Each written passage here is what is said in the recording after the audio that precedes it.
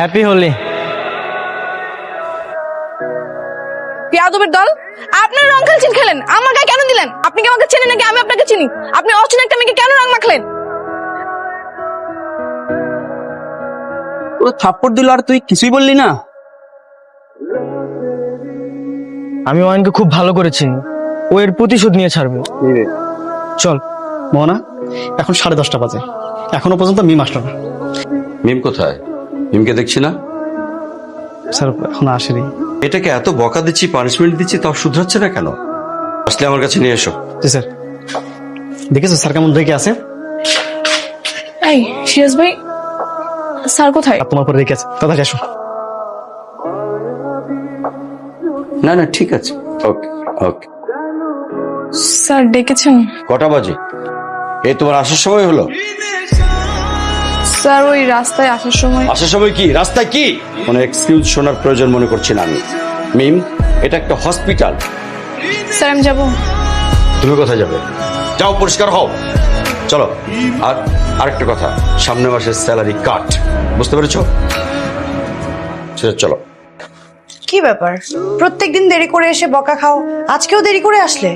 আর বলো না, রাস্তার মধ্যে একটা বদমাশ ছিল আমার হেল্প করেছে, শুধু শুধু ওর জন্য আমার স্যালারিটা কাটা গেল। ঠিক আছে, তুমি চেঞ্জ করে নাও। আর গতকালকে তো হোলিও খেলা শেষ, কিন্তু আজকে রং নিয়ে আসতে বললি কেন? গতকাল যে মেয়েটাকে আবির মাখানোর জন্য আমাকে থাপ্পড় মারলো না, রং মাখিয়ে প্রতিশোধ দেব। তাই নাকি? এই জন্যই তো এখানে ওয়েট করতেছি। বাবা চল, অয়নের সাথে পাঙ্গা নেওয়া আর সাপের লেজে পা দেওয়া একই কথা। আজকে আমি ওকে বোঝাবো অয়ন আসলে কি জিনিস।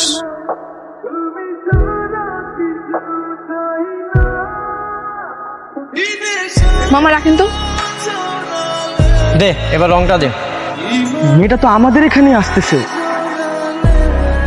আপনাকেই তো খুঁজতেছিলাম, আপনার জন্য স্যার আমাকে বকা দিয়েছে, আপনার জন্য আমার 1 মাসের স্যালারি কাটাই গেছে, এখন আপনি আমার ক্ষতিপূরণ দিন। ক্ষতিপূরণ দিব? এই তোরা একটু দে তো ক্ষতিপূরণটা লাগিয়ে।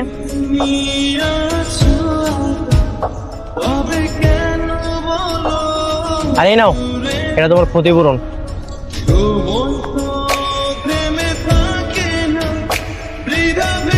সেই জিনিসটা পুশ করো, ওকে?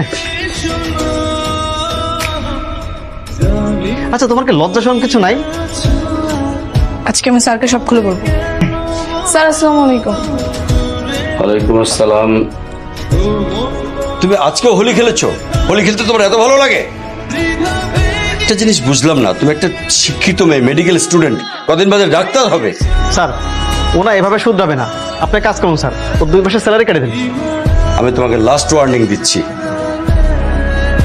সরি স্যার, হবে না। Get out.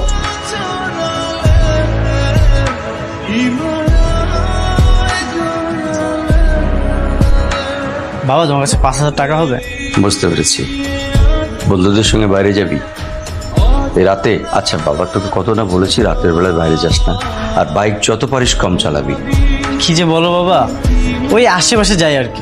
যেখানে যা তাড়াতাড়ি ফিরে আসতে হবে কিন্তু, ঠিক আছে? ধর চল। আরে 402 নম্বরে একটা অ্যাক্সিডেন্ট কেস এসেছে, ছেলেটা পা ছিলে ফেলেছে। আচ্ছা আচ্ছা, এই মিম আসো।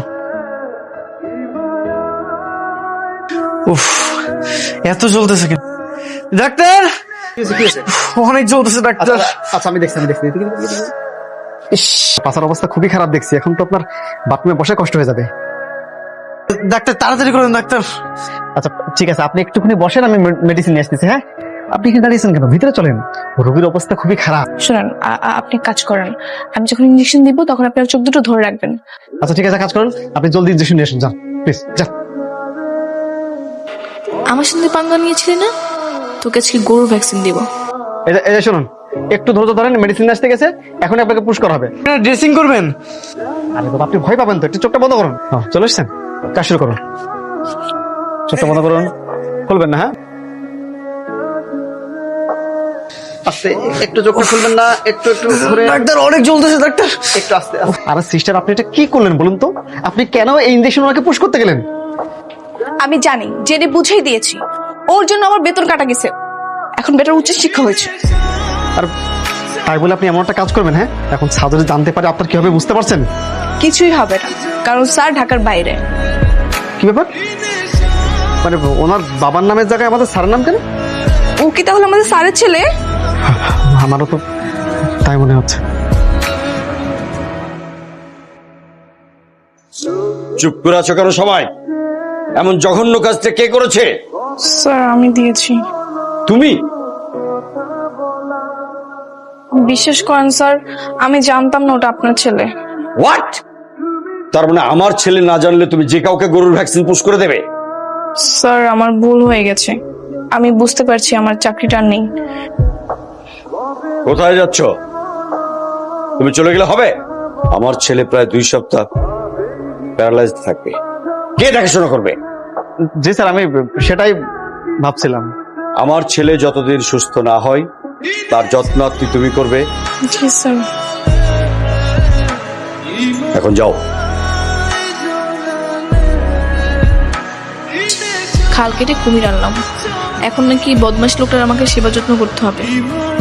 এই মেয়ে শুনছো, আমাকে একটু ওয়াশরুমে নিয়ে যাও। এদিকে আসো। কি হয়েছে? আমার টয়লেট চেপেছে, আমাকে ওয়াশরুমে নিয়ে যাও। অসম্ভব, পারবো না। তুমি নিয়ে যাবে না তো কে নিয়ে যাবে? আচ্ছা ঠিক আছে, আমি ওর বাবাকে কল দিচ্ছি। কল দিতে হবে না, চলে নিয়ে যাচ্ছি।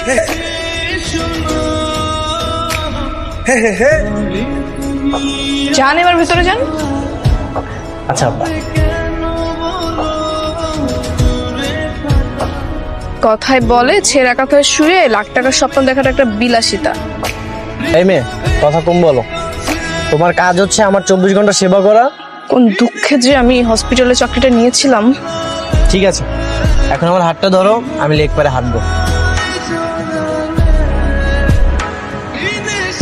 এই ভালোবাসা আমাকে, একটু অসুস্থ তুমি আমার রেখে চলে গেলা, আমি একলা একলা লেক পারে দাঁড়ায় আছি।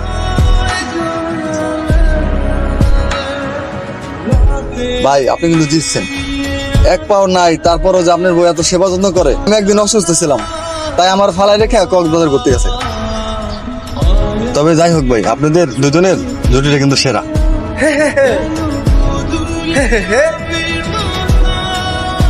আচ্ছা উঠুন।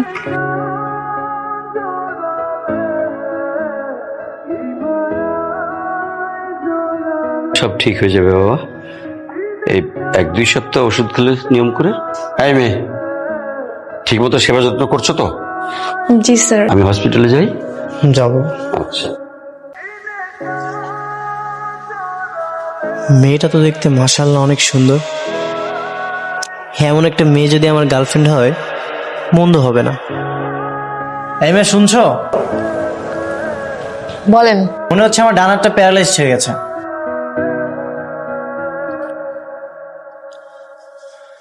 আমার তো এই হাতটা কাজ করতেছে না, তুমি আমাকে খাইয়ে দাও। আমি কেন আপনাকে খাইয়ে দিব?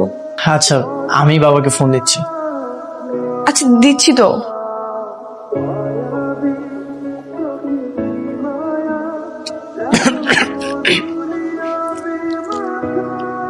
আপনার না হাত অবশ হয়ে গেছে? ও এখন কাজ করতেছে।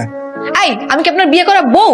আমি একজন মেডিকেল স্টুডেন্ট, আমার যতটুকু দায়িত্ব আমি ততটুকু পালন করব।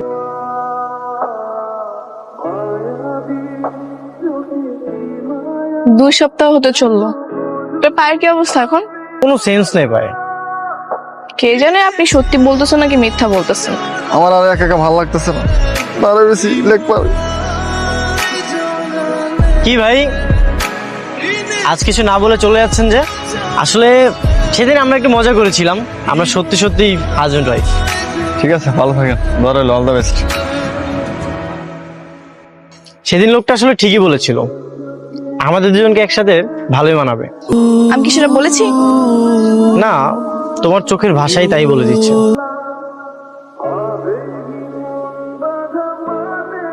সেদিন আপনি যদি বলতেন যে আপনি স্যারের ছেলে, তাহলে আজকে এই পরিস্থিতির শিকার আপনাকে হতে হতো না।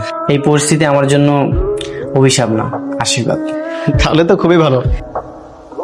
আপনার রিপোর্ট তো অনেক ভালো, আপনি এখন পরিপূর্ণ সুস্থ। Thank you so much. আচ্ছা, আপনি কি একটু মিমকে ডেকে দিবেন? আচ্ছা, আমি বাইরে ওয়েট করতেছি, আপনি ওকে একটু ডেকে দিন।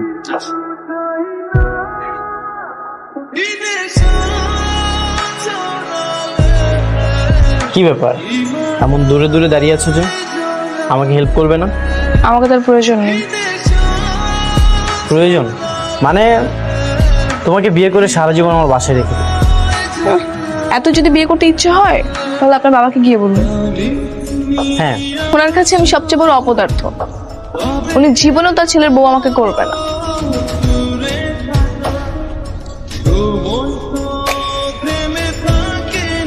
বাবা আজকের খাবারটা কেমন টেস্ট হয়নি তাই না?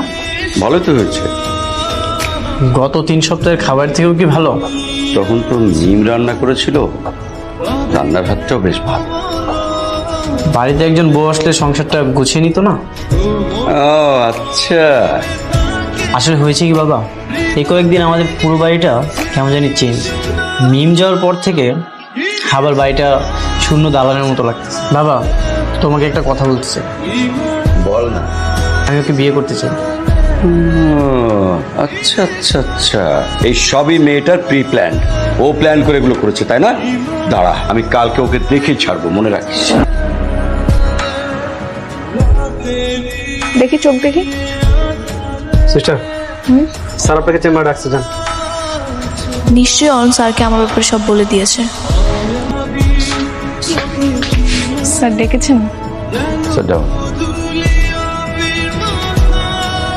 জি স্যার বলুন। এই নাও তোমার লেটার। কিসের লেটার স্যার? আজকের পর থেকে তোমার এই নার্সিং জবটা কন্টিনিউ করতে পারবে না। কি বলছেন? সত্যি বাবা মিমকে চাকরি থেকে বের করে দিয়েছে? হ্যাঁ, আচ্ছা মিম এখন কোথায়? ও তো বাসায় চলে গেছে।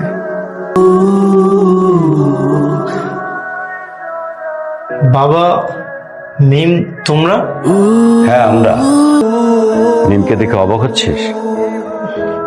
হ্যাঁ মানে কারণ আমিও রাতে ভেবে দেখলাম এই মেয়ে আমার ছেলের জন্য একদম উপযুক্ত পাত্রী, তাই বৌমা হিসেবে আমার ওকেই চাই। সত্যি বাবা? হ্যাঁ সত্যি। আগামী মাসে তোদের বিয়ে, বিয়ের পর মিম লেখাপড়া চালিয়ে যাবে। এবার তোমরা হ্যাপি? হ্যাঁ বাবা। ওকে এখন বাসায় দিয়ে আয়। ঠিক আছে চলো। দেখলে আমার বাবা কত ভালো মানুষ। আরে বন্ধু তোরা এখানে? শুনলাম তোদের নাকি বিয়ে সবকিছু কনফার্ম হয়ে গিয়েছে। ওই কনগ্রাচুলেশনস। থ্যাংক ইউ রে। ঠিক আছে চলো।